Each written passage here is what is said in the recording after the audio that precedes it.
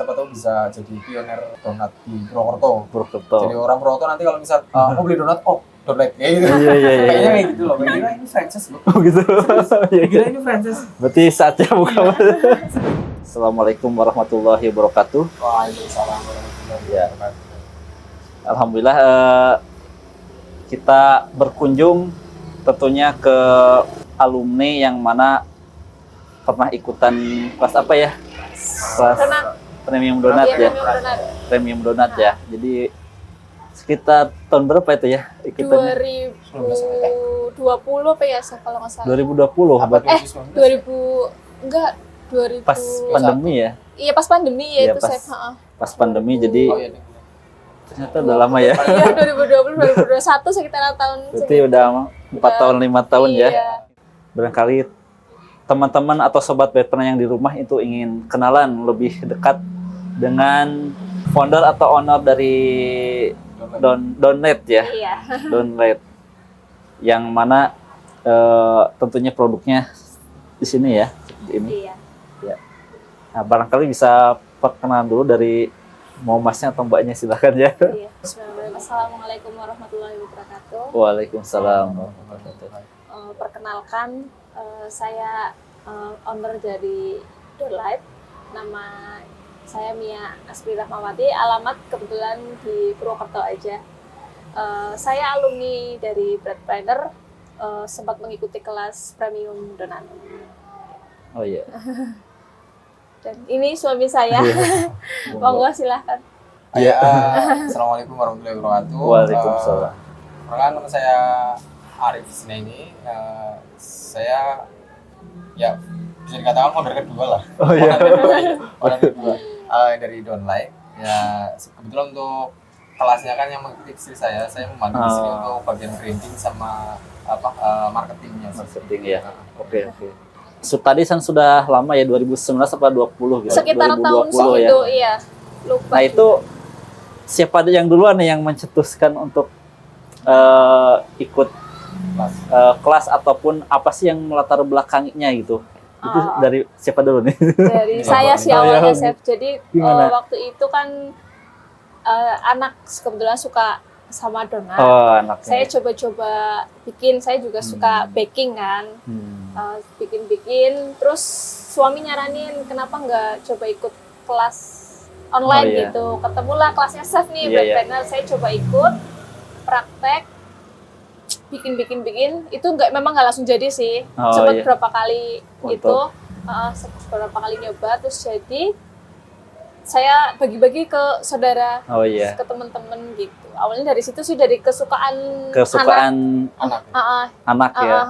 Terus dari gitu. Kesukaan anak jadi cuan. Jadi cuan.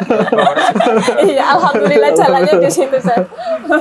Ya, jadi hobi makan kadang-kadang bisa menjadi inspirasi ya. Jadi kalau hobi jalan-jalan kuliner itu sebetulnya menjadi inspirasi ya bagi semuanya gitu, bagi sobat di rumah juga seperti itu gitu ya. Karena itu kan jadi senang gitu kan, kita kulineran atau mencicipkan jadi inspirasi, jadi senang gitu kan. Apalagi udah hobi ya, Hobi, iya. Berarti yang hobi baking atau bikin-bikin Mbak Mianya ya. Iya, kalau Mas Arif hobi lebih senang ke apa ya, ini akhirnya kan saya bantu ke brandingnya ya, karena senang desain apa segala macam sih. Akhirnya jadi saya bantu di bagian. Tapi ya sebenarnya pas awal-awal dulu nyoba sih saya bantuin bikin memang apa ya dulu kan awalnya kita memang pas mulai nyoba jualan kan itu sistemnya PO kan. PO ya. Istri kerja, saya kerja, terus ya itu saya bantuin sampai bisa gitu. Waktu itu posisi masih bekerja ya? Masih pas trial itu, pas trial masih kerja. Berarti yang pertama kali nyicipin Mas Arif ya? Tapi enak banget ya. Iya. Sampai apa ya, saudara yang biasanya beli donat yang kalau di desa kan karena banyak donat kelilingan. Iya, donat. Biasanya kalau anak-anak pada beli cuma dimakan apa itu toppingnya ya. Nah, dikasih donat kita itu benar-benar dimakan sama rotinya. Jadi habis ya, berarti kan menandakan itu produk yang enak, jadi dimakan sampai habis gitu. Tidak hanya toppingnya, memang anak-anak itu mungkin sobat di rumah juga punya anak ya, pasti kalau donat biasanya pengennya toppingnya atau ininya atau roti. Nah ini kalau bisa sampai habis nanti luar biasa ya. Luar biasa berarti. Nggak diragukan resepnya benar-benar. Dan juga konsistensi dari pembuatnya juga ya untuk terus mencoba membuat sampai berhasil gitu ya. Iya. Kira-kira berapa kali tuh dari istilahnya kan sebetulnya ini ada shortcut ya. Ikut kursus atau kelas online atau kita belajar dimanapun itu sebagai shortcut. Dalam artian memperpendek kita belajar masa belajar yang misalkan kalau trial sendiri itu bisa bertahun-tahun gitu ya. Itu sampai berapa kali trial sampai kalau jadi gitu. Trial sampai jadi lumayan lama sih ya. Kan soalnya kan saya juga waktu pertama trial kan nggak tahu adonan ngembangnya itu sampai berapa gitu. Jadi mungkin ya lumayan lama sih Chef. Tapi tetap di diskusi atau konsultasi nggak intens? Iya tetap nanya-nanya di grup. Di grup ya. Jadi pokoknya nanya-nanya jangan malu, yang penting akan cepat bisanya gitu ya. Nah, jadi tadi ya ketertarikan terjun ke bisnis donat dilatar belakangi dengan hobi baking dan juga kesukaan anak ya. Seperti itu ya. Ya seperti itu. Nah kemudian bagaimana proses dari awal hingga bisa membuka downlet ya? Dari awal mungkin entah di rumah, tadi pre-order sehingga bisa memutuskan membuka outlet dan bahkan mungkin resign gitu ya dari pekerjaannya. Apa yang memantapkannya gitu kan perjalanannya itu? Awalnya sih waktu itu kan kita masih kerja Chef. Saya sama suami masih kerja. Terus kebetulan karena kalau kita bikin itu kan otomatis bikinnya agak banyak. Oh iya banyak ya. Kita kan bagi-bagi tuh ke saudara, ke temen lah. Itu waktu itu saya iseng bawa ke kantor teman-teman pada nyoba. Terus kenapa aku mau belilah, kenapa nggak dijual sih Mi kayak gitu. Teman-temannya gitu ya. Akhirnya coba sama saran suami buka PO.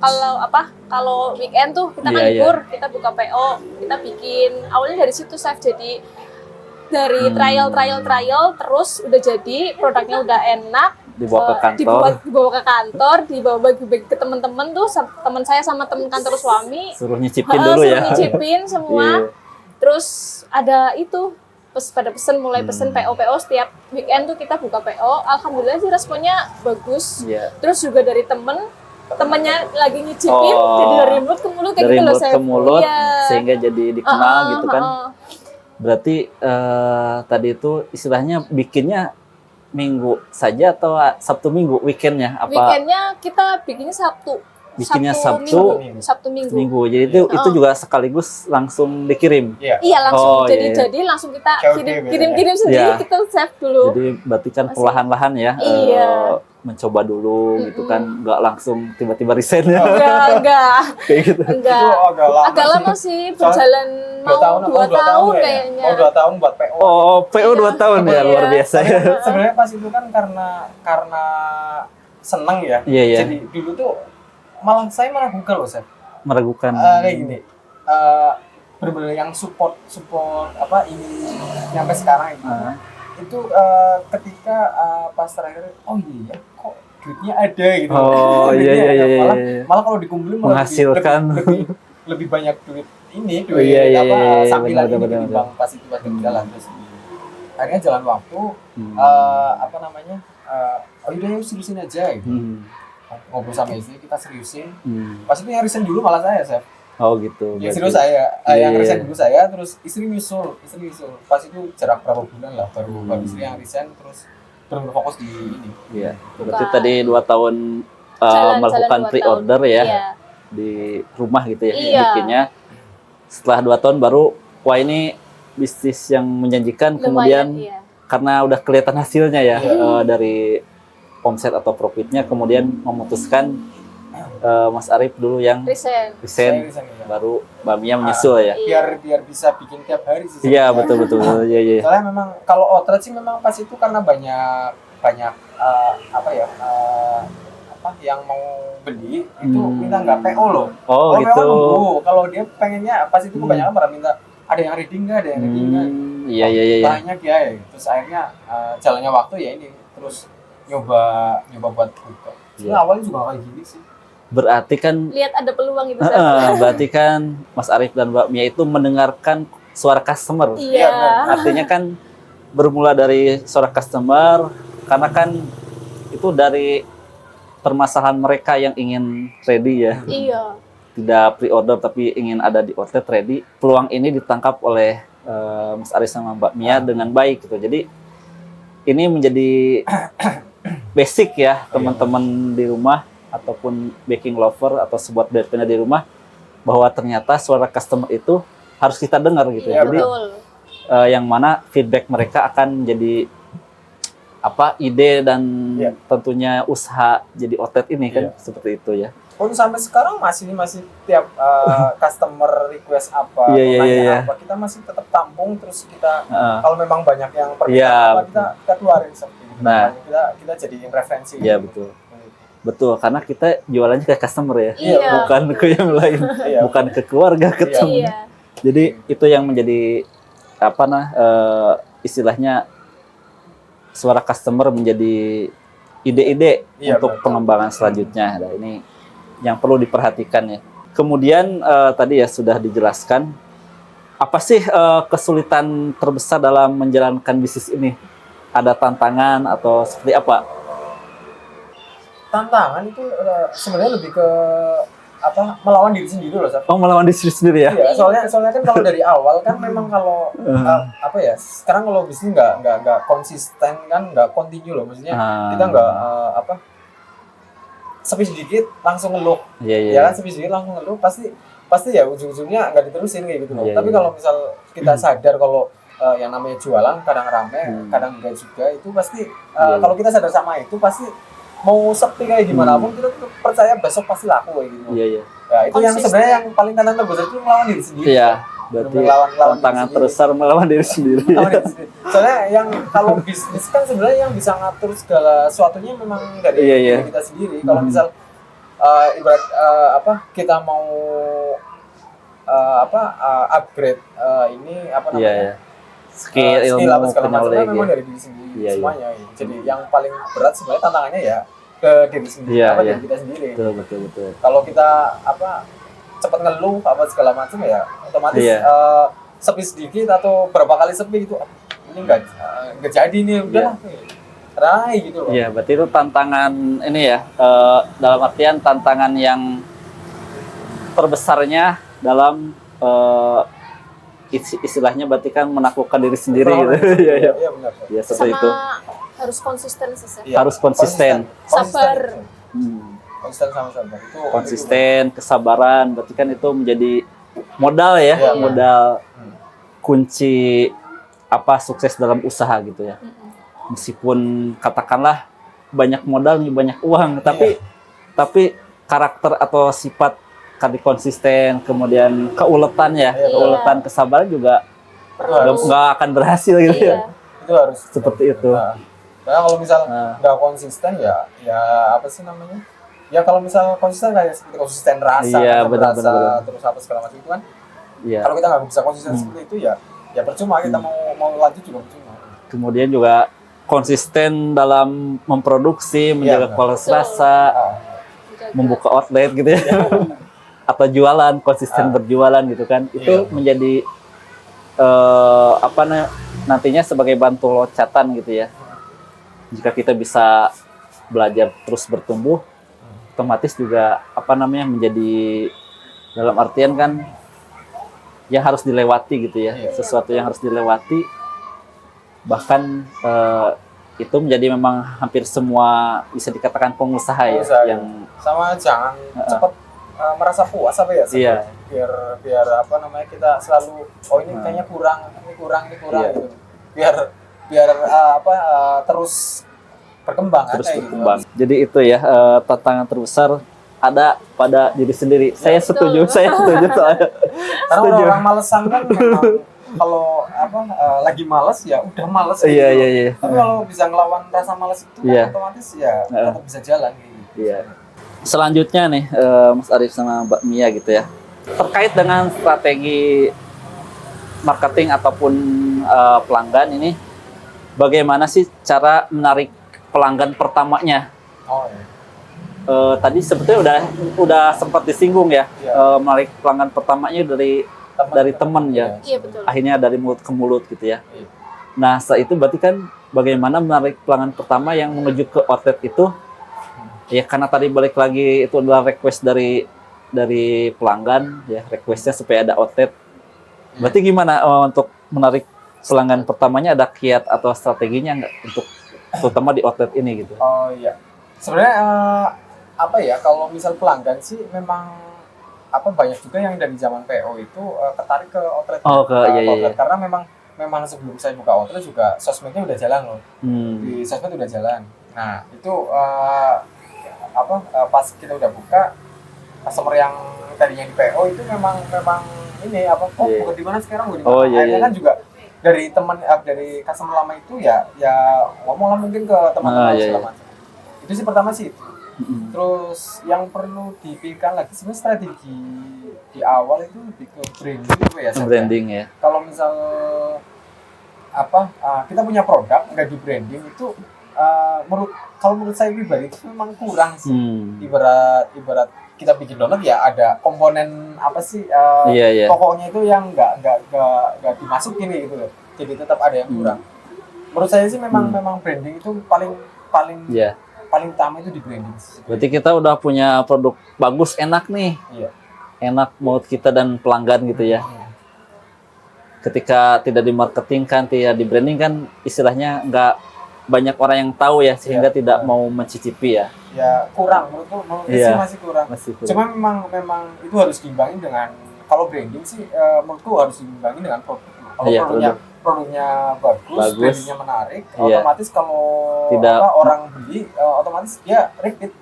Besar kemungkinan buat repeat order itu besar loh. Tidak mengecewakan pelanggan ya.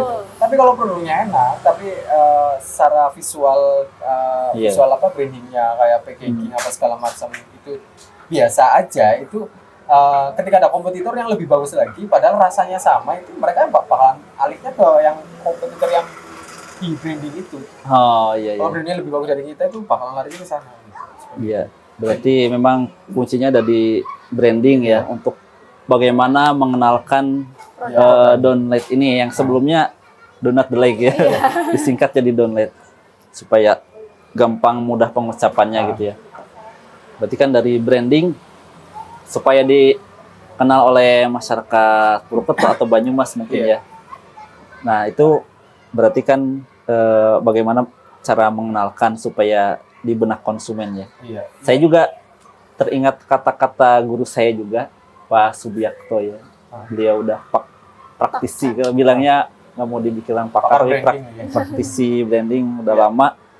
Jadi yang saya terngiang-ngiang itu love at the first bite, cinta pada gigitan pertama. Jadi produknya harus enak, selanjutnya akan beli lagi dan lagi gitu. Disertai dengan tadi branding yang supaya menancap gitu ya. Iya. Seperti terus itu. Sebenarnya kalau ngobrolin masalah branding sih sebenarnya nggak ada habisnya. Iya. Banyak aspek yang memang harus dipikirkan sih. Nggak melulu. Kadang ciri khas segala macam kan memang itu ada di bagian branding. Kalau mungkin kalau dibahas itu detail ya. Detail itu banyak banget sih. Intinya sih di brandingnya itu, kalau misal brandingnya baik, produknya baik, otomatis buat datangin konsumen baru itu memang lebih lebih mudah menunjang gitu ya. lah. Menunjang. Kemudian nih strategi pemasaran yang paling efektif menurut Mbak Mia sama Masnya apa nih? Mbak Mia dulu gantian coba. Kalau strategi marketing sebenarnya suami saya yang lebih. Oh gitu ya, karena bidangnya yang efektif gitu. Tapi kalau strategi marketing itu kalau zaman sekarang ya, kalau zaman sekarang memang di sosmed sih, platform media sosial kan, sekarang memang jadi pilihan utama lah. Apalagi kalau generasi sekarang kan, gen milenial atau mungkin Gen Z itu memang lebih banyak. Mereka konsumsi konten dulu baru konsumsi produk. Kalau produk kita kontennya menarik, otomatis direct kan konsumen buat nyobain itu lebih peluang lebih gampang. Nah, nanti ketika produk kita bagus, enak, kemungkinan buat repeat order itu memang lebih besar loh. Iya. Jadi betul banget ya, konsumsi konten dulu sebelum produknya. Kebanyakan memang itu. Zaman sekarang semuanya sosmed gitu. Sosial media. Berarti apa nih sosial media apa saja yang digunakan? Kalau sekarang lebih fokusnya di TikTok sama Instagram. Bahkan alhamdulillah sih konten TikToknya John Light itu memang memang kebetulan sering ini loh. Sering FYP.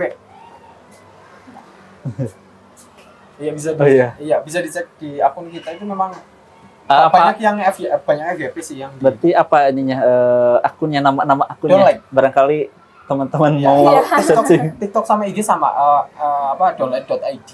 Oh iya. Itu nanti dicantumin di sini ya. TikTok sama ininya sama IG-nya sama. Iya. Jadi donlight.id ya. Iya. Berarti yang di Instagram udah dirubah ya? Udah semuanya. Tadinya kan donate to like ya. Jadi sudah dirubah lebih singkat, lebih ini ya. Iya. Itu memang ngaruh kalau sosmed. Sama ini sih, Chef. Paling kita nge-pushnya kadang-kadang pakai QL. QL ya. Pakai QL itu nge-pushnya sih. Tapi tetap kembali lagi. Kita memang lagi-lagi ke produk kita. Kalau produk kita ngangenin loh, Chef.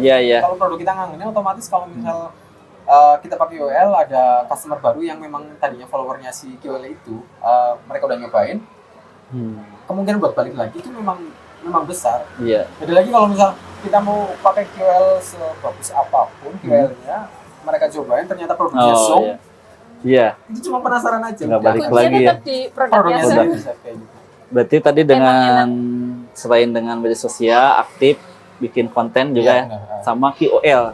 Nah mungkin barangkali sobat Bedpreneur nggak tahu QOL apa sih QOL, coba jelasin. Ada singkatannya ya kan? Key Opinion Leader. Jadi influencer mungkin bahasa yang sering didengar oleh masyarakat umum ini lebih ke influencer ya. Food vlogger. Yang penting sesuai sih, kalau kita produknya F&B ya, kita harus nyari QL yang sesuai itu. Mereka nyari review apa ya. Sesuai dengan bisa kalau misal kita produknya F&B tapi ngundang QL-nya dia lebih otomotif atau fashion jadi nggak nyambung ya. Harus nyambung biar base-nya itu sama gitu. Jadi dengan menggunakan QL ini akan menaikkan ya. Iya. Cuma ya itu perlu diingat, memang kita harus produknya harus ngangenin. Iya. Soalnya kayak gini loh. Ini sih kalau opini saya, kalau misal kita ngundang influencer, si followernya influencer itu udah datang ke sini, tapi kalau makanannya nggak enak ya mereka cuma nyobain aja udah, di situ nggak bakalan sini lagi. Iya. Satu lagi mungkin di ini sih, Chef, di ini SOP di outlet itu memang kalau dari saya memang first impression dari first impressionnya dari customer itu sangat penting. Ketika customer datang, seberapa ramah pelayanan kita ke customer itu memang ngaruh. Kalau misal kalau di sini kan saya udah pakai karyawan, jadi saya selalu nekanin ke karyawan customer itu harus sopan, ramah gitu ya. Karena memang nggak semua orang tuh cuek sama hal-hal kayak gitu, tapi banyak juga yang sensitif sama pelayan-pelayan. Iya. Apalagi kalau ketika baru nyobain atau baru datang gitu kan, otomatis kalau pelayan kita baik ya mereka bisa buat ini selanjutnya gitu.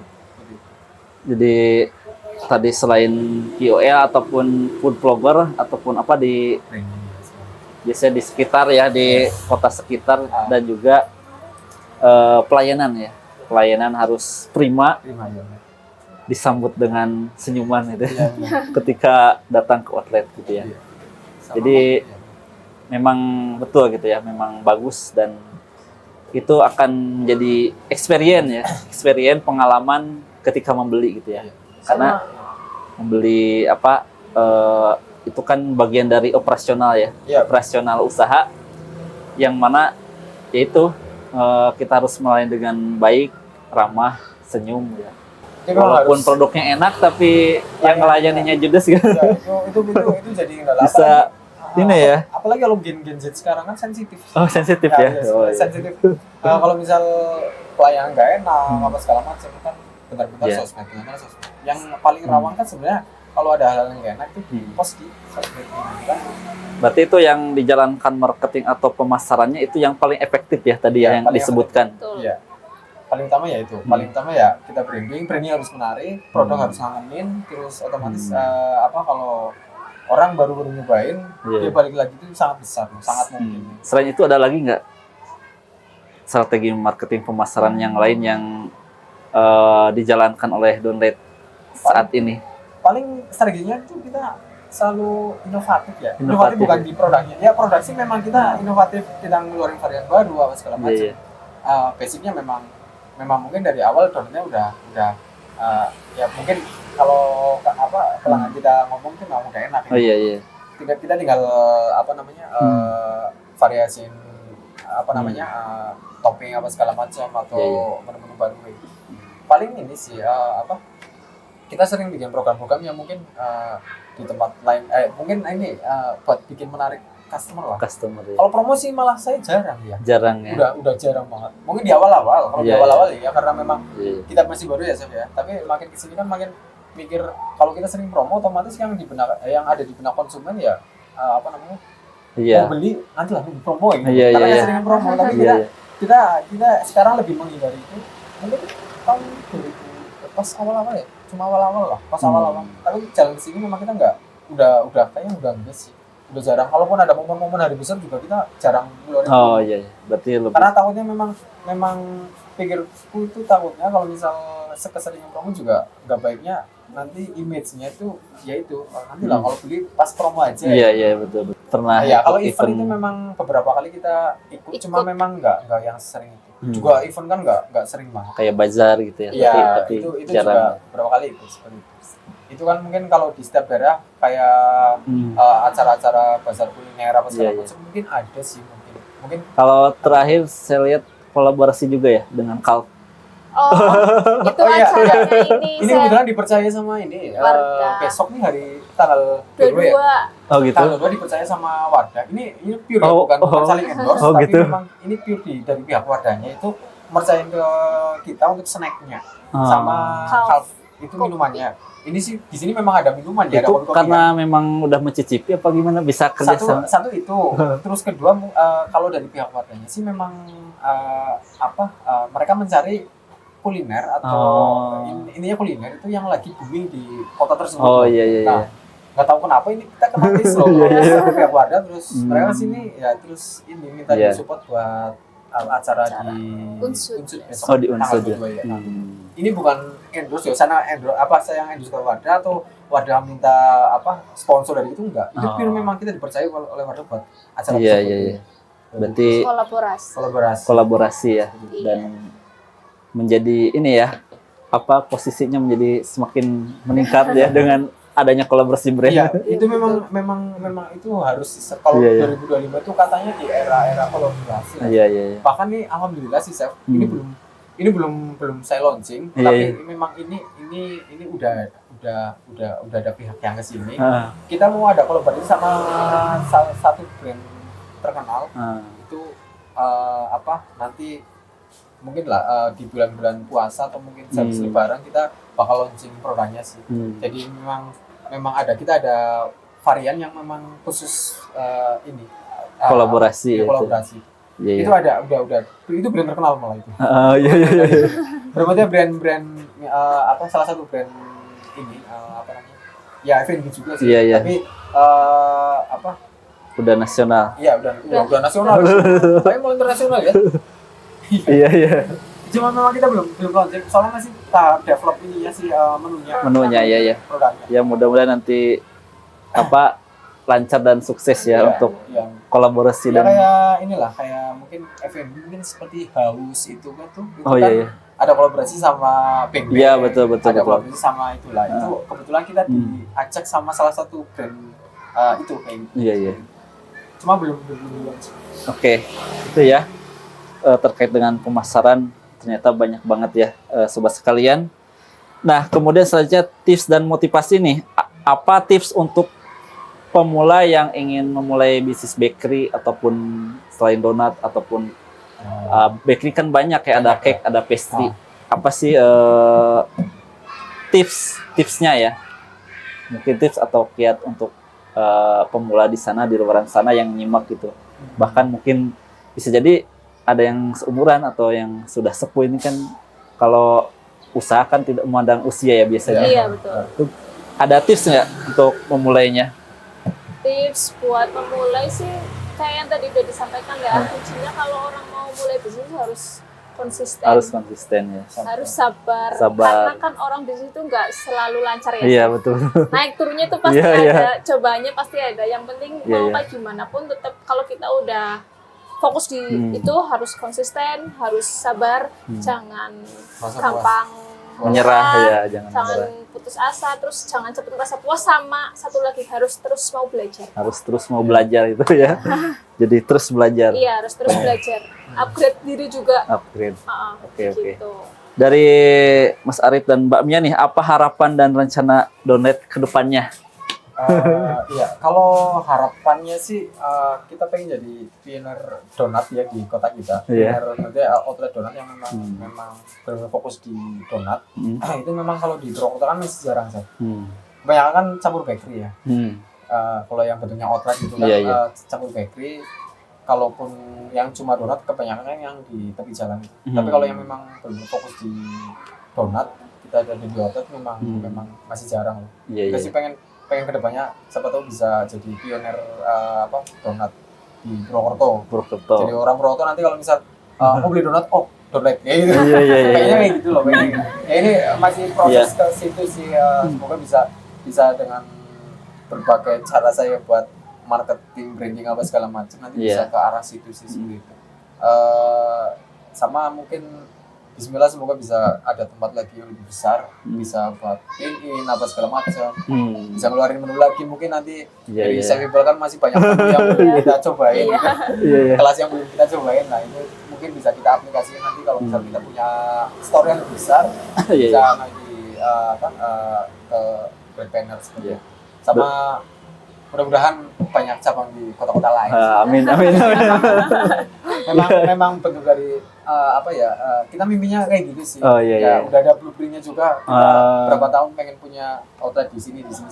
Cuma memang orang punya mimpi kan memang harus sih. Iya, betul. Ya, harus kita harus mimpi kita punya goal untuk jangka panjang. Iya, jangka panjangnya memang harus punya, biar ada tujuannya. Pengen seperti itu. Iya. Nah, jadi berarti ada gambaran untuk goal-goal ataupun mimpinya bisa kota-kota besar atau seluruh Indonesia ya.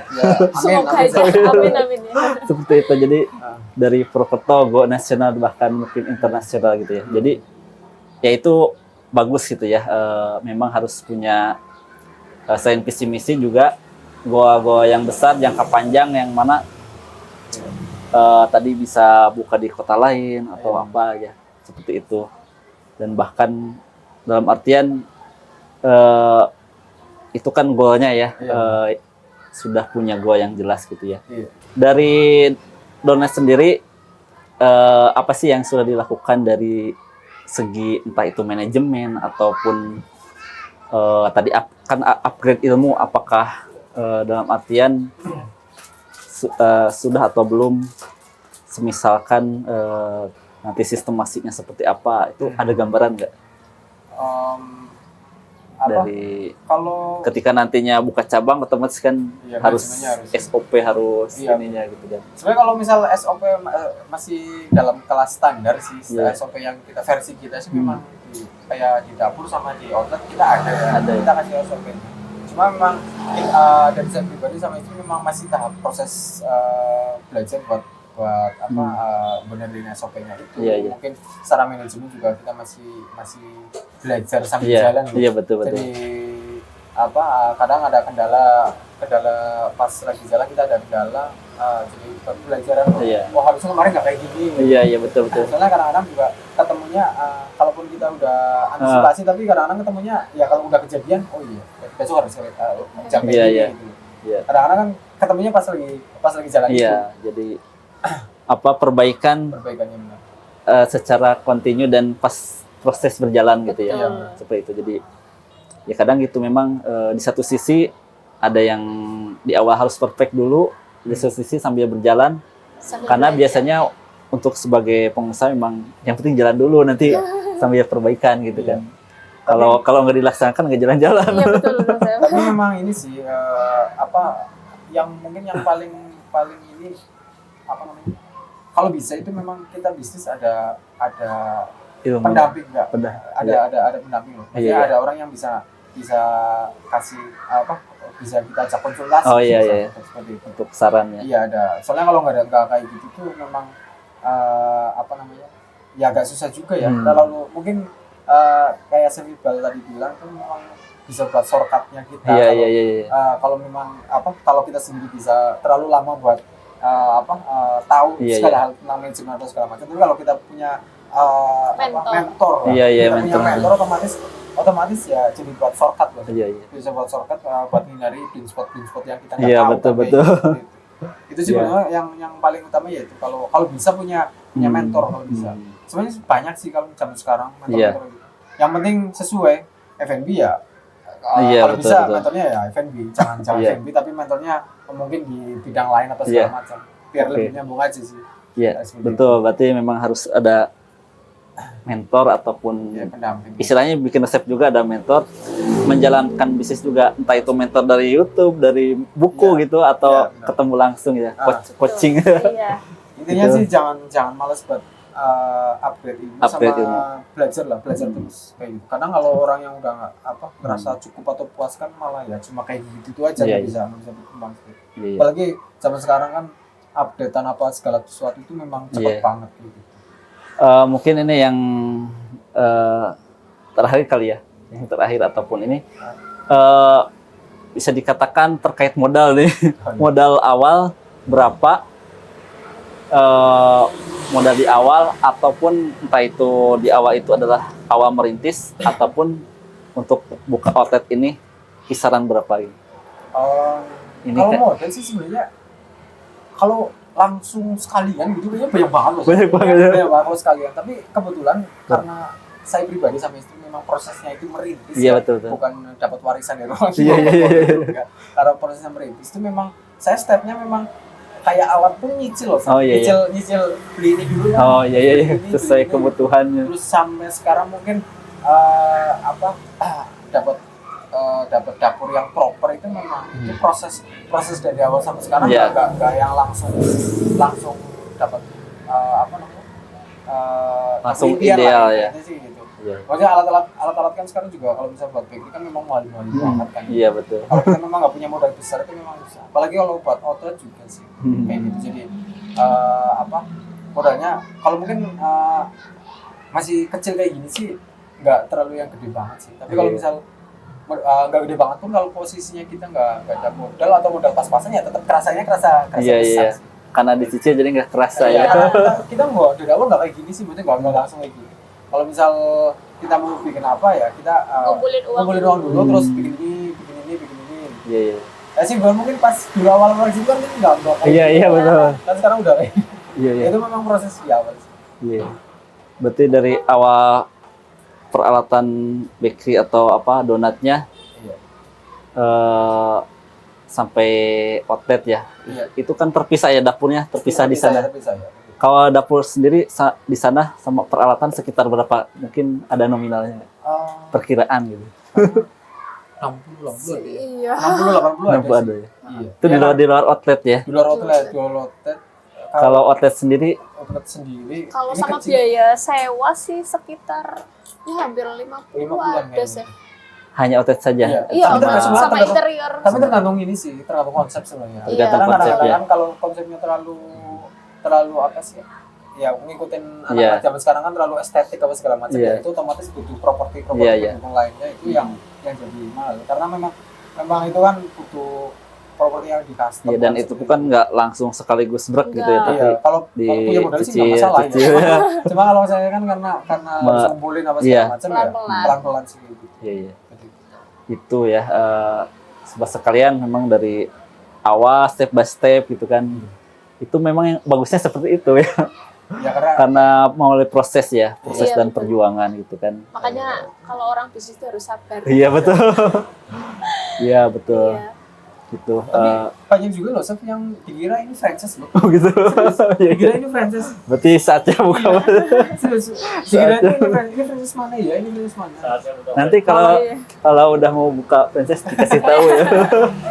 Malah banyak kan ini franchise mana ya? Mau ada kontaknya saya nggak tahu. Malah nggak ada yang nggak percaya ini produk orang Purwokerto. Orang lokal itu malah mungkin karena penamaannya agak terlalu asing-asingan kan. Iya. Tapi kebanyakan ya itu dikiranya kita ini franchise gitu malah. Begitu. Ini franchise mana ya? Mas ini franchise mana, Mbak? Iya. Apalagi kalau yang sering nemuin ya itu anak-anak. Udah ada yang minta belum? Minta franchise. Banyak banget kalau yang kadang-kadang aku minta untuk di franchise. Iya, banyak. Sebenarnya terakhir kemarin ada nawarin orang baru kemarin nih. Buka di mana sih? Daerah Pekalongan apa ya? Oh, di Pekalongan. Temennya Ai. Oh, Slawi. Oh, di Tegal. Ngajak ke ini. Diajakin kemarin. Bukan juga gimana masih. Sebenarnya kalau misalnya dalam bentuk orang mau franchise atau apa sih itu sering terus sampai orang investor. Iya. Investor mau, Mas, ayo kita kembangin, kita buka di mana-mana. Kita bareng-bareng kembali bareng-bareng. Ada chef, cuma saya belum berani karena kalau saya terlalu berambisi, ayo. Cuma kan kalau kita nggak tahu basic ilmunya, ilmunya bagi hasil atau mungkin kita pakai gandeng sama investor itu gimana kan takutnya di perjalanan kan. Kita nggak ada cekcok apa gimana? Segala macam kan itu yang jadi masalah. Mungkin kalau saya terlalu ambisi, oh ya ini baca ambisi, ini ada investor itu sih nggak masalah. Dan juga kita ketika entah itu investasi itu juga harus tahu konsekuensinya gitu. Kadang-kadang ada investor yang pengennya untung, jadi akhirnya nuntut ke pengelola gitu ya. Jadi memang harus diimbangi, bener harus ada diilmui, kemudian harus jelas sistemnya dan kriteria investor yang diterima kan juga harus difilter ya, karena kan harus satu value ataupun tapi kan jangan sampai taunya tadi ya menuntut hasil gitu tanpa ada apa gitu. Kadang bisa seperti itu ya, beberapa kasus atau kejadian gitu yang mungkin juga yang saya alami juga gitu. Jadi memang meskipun jelas di awal tapi investornya harus benar-benar siap free cash gitu. Yang dikeluarkan adalah free cash ya, bukan yang dinanti-nanti secara ini. Dan harus ilmunya juga tahu, antara investor sama pengelola juga harus sama-sama tahu ilmunya gitu. Makanya saya gitu. Kalau mungkin saya terlalu berambisi buat kayak gitu langsung saya ambil. Kemungkinan kalaupun pada saat itu saya ngomong, oh ya, oke ayo gitu. Kayak ini dolar udah di mana-mana. Tapi kan pas itu memang saya pikir, bentar dulu lah. Saya lagi belajar dulu buat manajemen ke hal kesana itu kayak gimana tuh. Saya masih terus belajar seperti itu. Makanya itu yang tadi saya bilang kan, bisnis butuh mentor karena kita nggak tahu, maksudnya kita nggak tahu. Kalau kita memang nggak tahu ya memang kita butuh mentor yang expert di bidang itu. Terakhir ada kata-kata penutup ataupun seperti apa bagi pengusaha atau calon pengusaha di luar yang sedang berjuang gitu ya, baking lovers. Biasanya banyak kan ibu-ibu bapak-bapak ya baking lovers. Ada quotes atau penutup barangkali? Sebenarnya ini sih kalau udah masuk kelasnya Chef Iqbal sebenarnya udah di jalur yang tepat ya, karena memang hasilnya juga memang nggak cuma di donat aja, mungkin di beberapa kelas juga saya juga istri juga ikut kan di beberapa kelas ya, itu udah dicobain ya, memang hasilnya memang bukan yang biasa aja itu. Terus nomor satu sebenarnya jangan mudah puas sama hasil yang udah misal tadinya nggak bisa terus di belajar di tempatnya Chef Iqbal itu di Bread Planner itu berhasil terus puas, kita nggak nyoba buat dijual apa gimana. Nah itu kan sebenarnya peluangnya di situ. Kita udah ada modal di awal, ilmunya udah dapat, ya kesempatan buat dijual kan itu sebenarnya langsung. Oke, waktu tidak terasa ya, udah 9.58 ya. Ternyata seru, bincang seru ataupun ngobrol asik ya. Sampai di penghujung kita ngobrol-ngobrol ataupun semi podcast sebetulnya ya. Ini mudah-mudahan bisa menjadi inspirasi teman-teman, sobat semuanya di rumah, sobat Breadpreneur ataupun baking lover baik di mana saja gitu ya kan, yang nonton dari berbagai daerah ataupun bahkan di luar negeri juga. Pastikan Anda bisa mendapatkan ilmu dari bincang asik ataupun ngobrol asik ini ya. Dan juga pada Mbak Mia dan suami juga mudah-mudahan saya doakan usahanya terus berkembang, juga menguatkan fondasi bisnisnya, bisnis proses dan sebagainya, yang nantinya mudah-mudahan bisa buka cabang di mana-mana ya, di luar kota, bahkan mungkin nanti di luar negeri gitu ya. Kita doakan pada Mas Arif dan Mbak Mia yang tentunya menginspirasi kita kali ini gitu ya. Di kesempatan kali ini. Demikian kita akhiri dengan wassalamualaikum warahmatullahi wabarakatuh. Salam baking lover Indonesia ya.